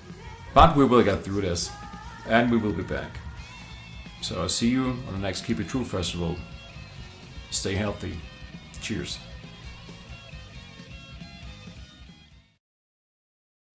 What's up, everybody? Ross the Boss here. Greetings from New York City, Queens. Just want to say we're all doing okay here in the United States for now. And we want to give our love and shout out to everyone in Europe. And we miss you. We're supposed to be on tour now. And as you know, no one's on tour. So we're really upset that we're not there. But we want to know, we're going to tell you guys that we'll be back in November, December to kick your ass.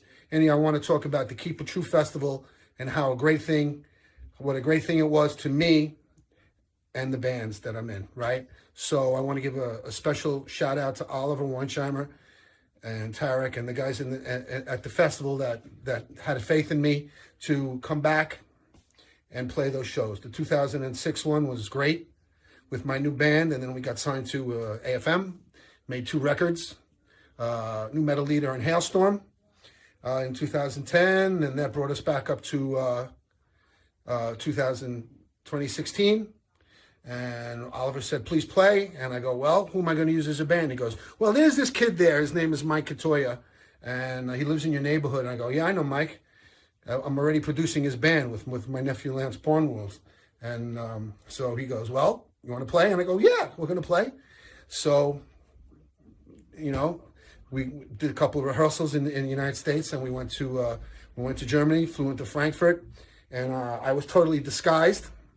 No one could see who I was, and we did the even at the airport. It was amazing. No one knew it was me.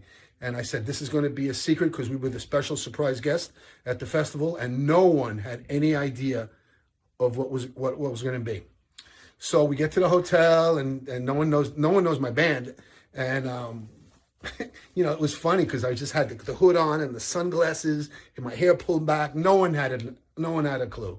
So we get to the venue, and it was top secret. Only Oliver and Tarek knew, and it was amazing. It was amazing. So we get on stage. Our turn is our turn was what turn was on, and we get on stage, and my back is to the audience, right?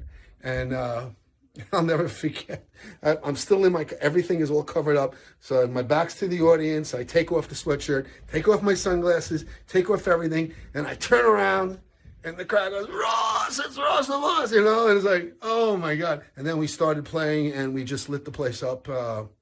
It was the most memorable show for us. It really was. And I'll never forget it. And I was so happy.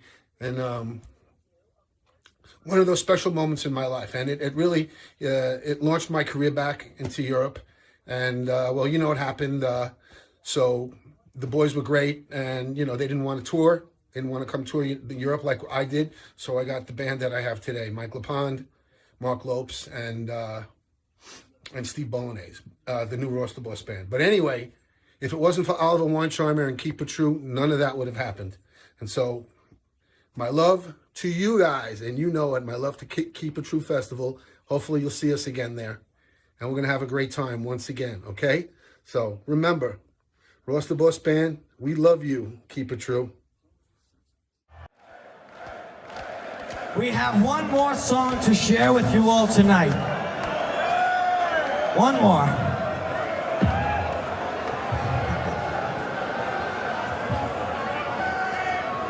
One more hymn to leave you on. A mighty hymn. A battle hymn.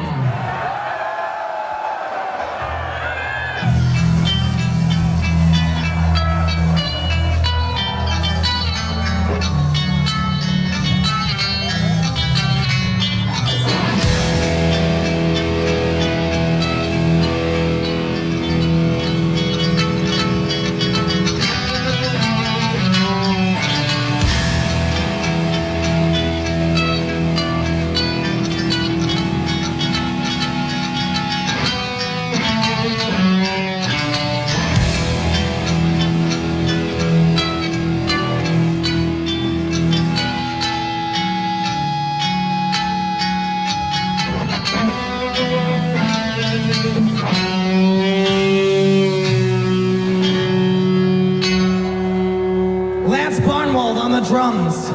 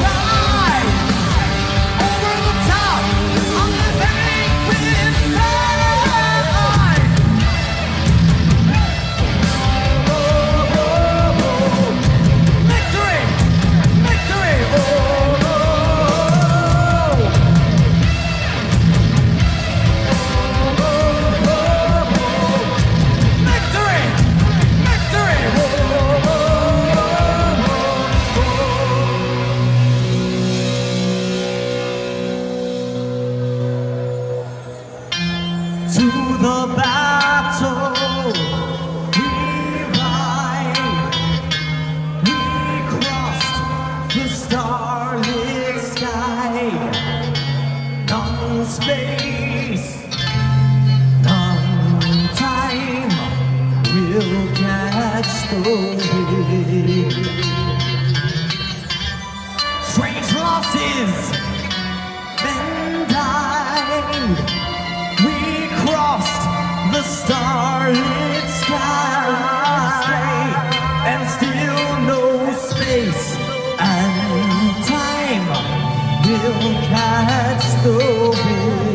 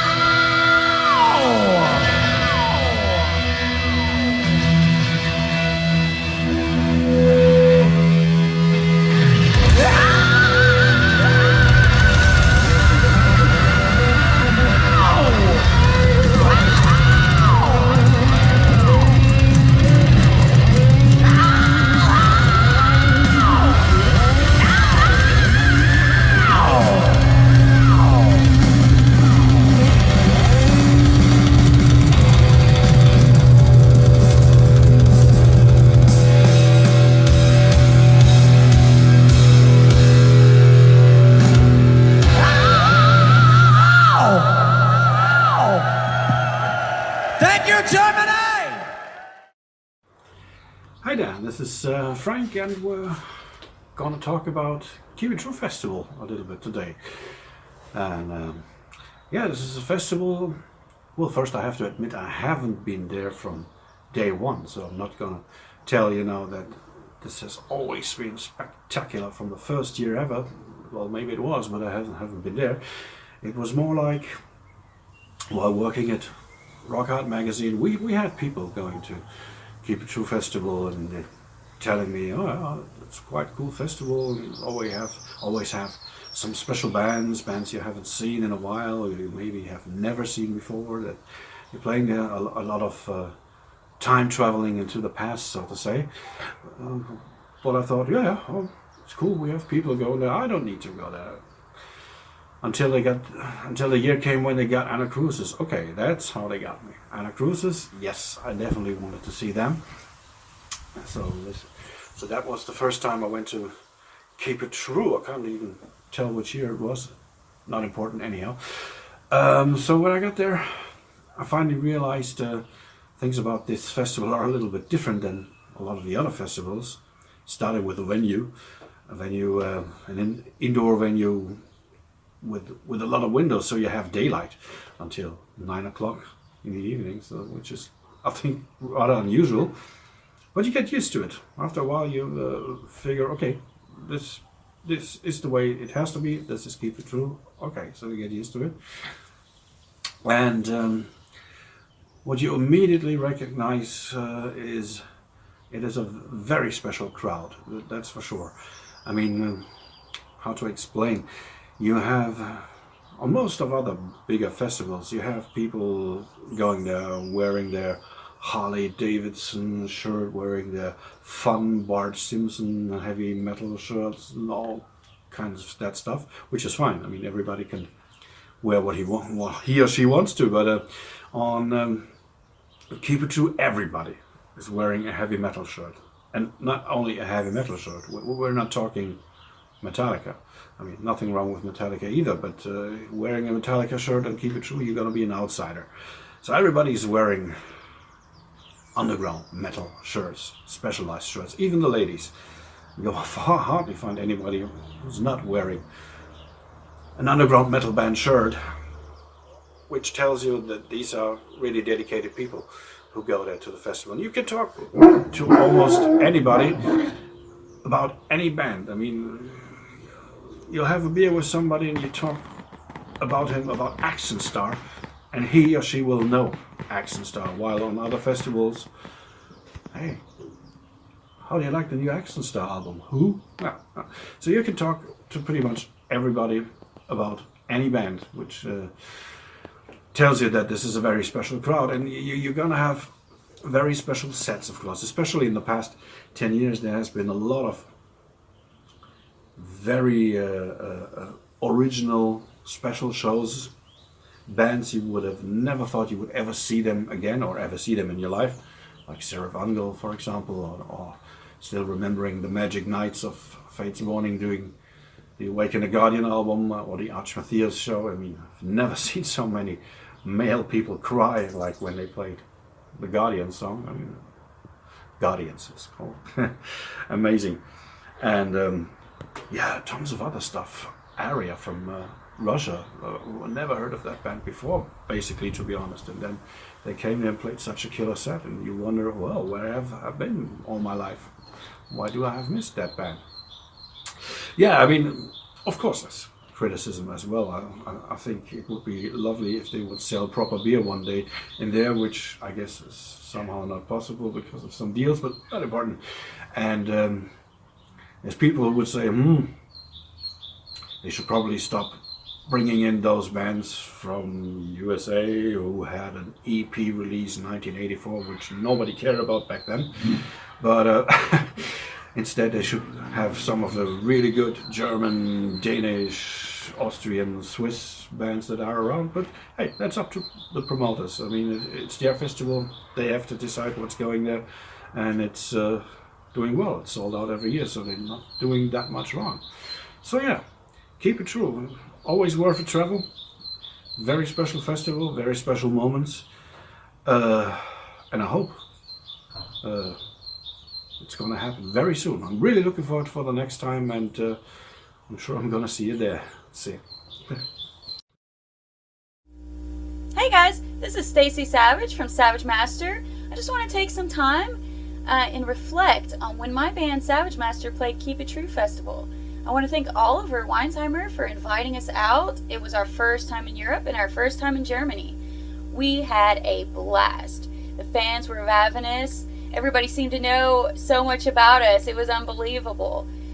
We had great times meeting Tim Baker from Sirith Ungol, meeting Bart Gabriel of Skull Records, seeing Tokyo Blade, Rock Goddess, Ross the Boss Band, and many more.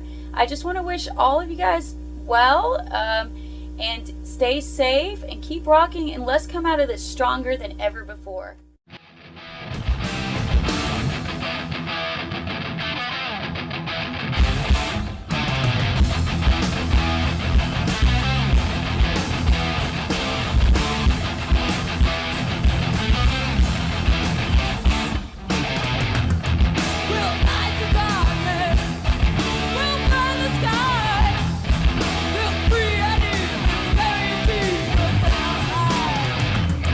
We'll fight you up.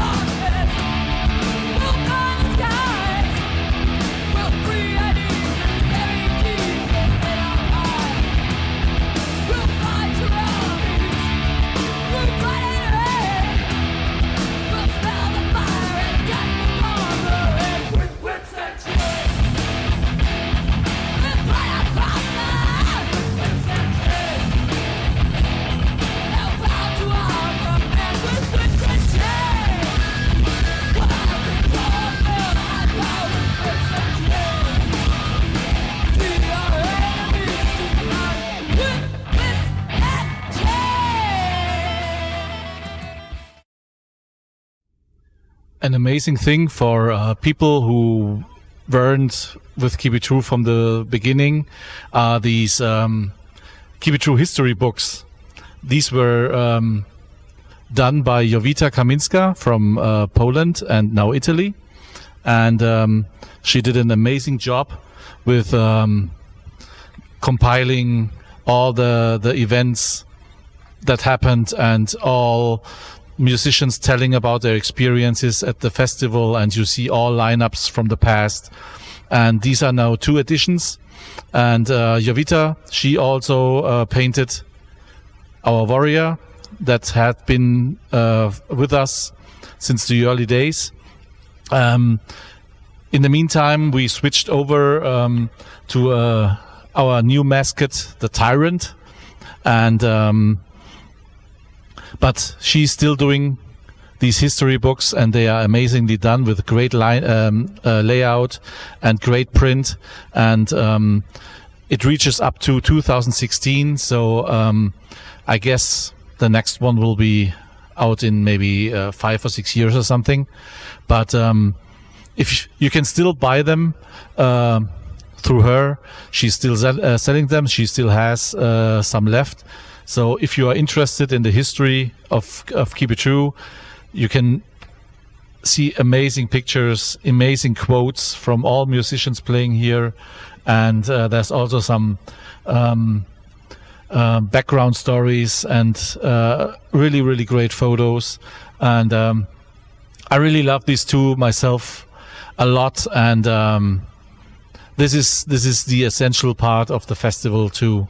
And where the last one ends, we had maybe one of the most amazing shows here at Keep It True, and that was a lifetime dream come true for maybe all underground heavy metal fans. Of course, you can never satisfy everyone, but I think to have Fate's Warning in the original lineup with John Arch for the first time ever in Europe, it took us so long to even make the band think about it. And then after maybe 15 years of trying, or 10 to 15 years of trying, in 2006 we could make it happen. And it was John Arch's second time at Keep It True after he played with Arch Matthias. That show was pure magic, but to have him play with the original Fate's Warning was like the perfect thing that can happen at a festival like us. That's why we made the festival, and these are the things we want to reach with it. And after the festival, Metal Blade Records, they did a really, really mind-blowing box set with it, containing the shows on CD and the full show on Blu-ray, and the book they did for it. It's simply mind-blowing. It's one of the nicest releases I ever had in my whole life, and the pictures, and there are even postcards in it, and tickets and everything. It's very extraordinary. And as a festival, we are so blessed that this thing here was released with a show from our festival. And I cannot thank the band and Metal Blade enough for doing that, because it's simply out of this world. And I'm really so happy that they made it, and this will stay forever, and in our minds, in our hearts, and in our collection. And that's why we keep on going, and that's why we just try to get special shows all the time.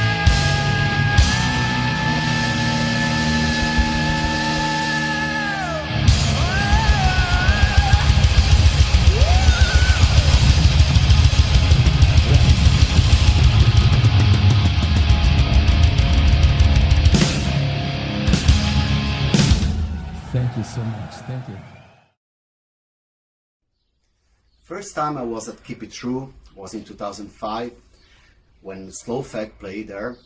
I actually met the guy for the first time in Frankfurt Airport. Then we took a train, a very small train, to Lauda, 2 wagons only. And it took like 3 hours to arrive. And I was like, where the hell are we going? But okay, when we arrived in Lauda, I was like, wow, this is great. And the festival was great. I also want to remember the 2008 edition when Crescent Shield and Faro played the festival. I want to remember Mike Grant, a very, very nice guy, and we miss him a lot. I want to extend my gratitude to Oli, to Tarek, to Tanya, to the entire staff of Keep It True, because during all these years, I think the festival has been a real unique experience. This year, I don't know what's going on. The hell is on earth, but we will be together again soon. So what I want to say, I'll see you soon, we'll see you soon, Crucial Through Music, Gates of Hell, Metal Resistance Roma, and all the Keep It True people will be staying together again soon. Hey everyone, we are Sarah and Vincent, and we are 2/5 of the epic power doom metal band Smolder. And today we're going to be entertaining you a bit instead of, Keep It True. Sorry to everyone who's missing that. That sucks. And we're going to be playing a track from our debut album. It's called Times of Obscene Evil and Wild Daring. This is Alien Agarathorm. Let's try it out.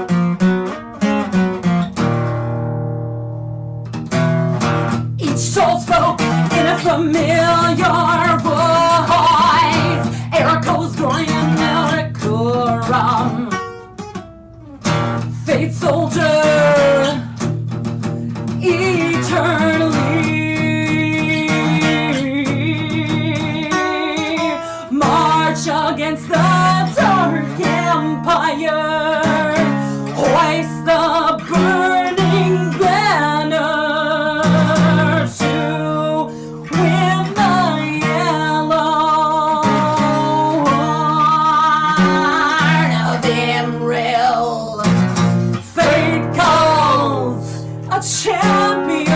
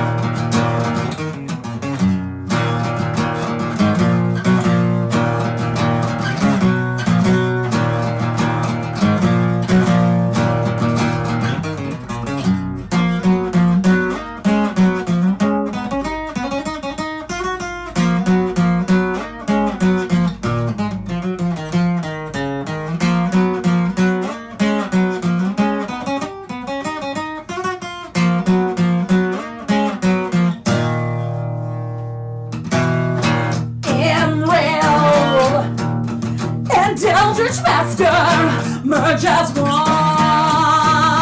in the great beast story of serpent lord, entranced by power, too proud to heed danger from the malevolent sword,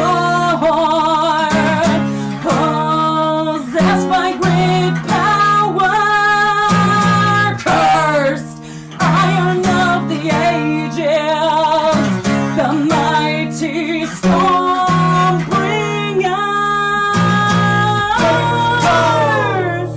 a champion warrior of many forms. Fate calls the eternal champion.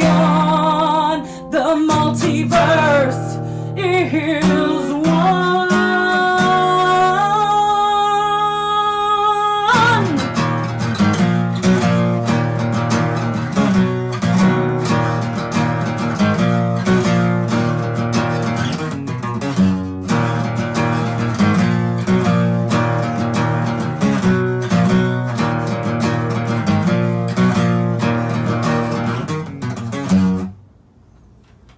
And that is Ileana Garethorn. Thank you to Ali, to the crew at Keep It True. And yeah, everybody stay home so that we can hang out next year and in the coming months. I hope you're all staying safe and healthy. Bye. Yuma.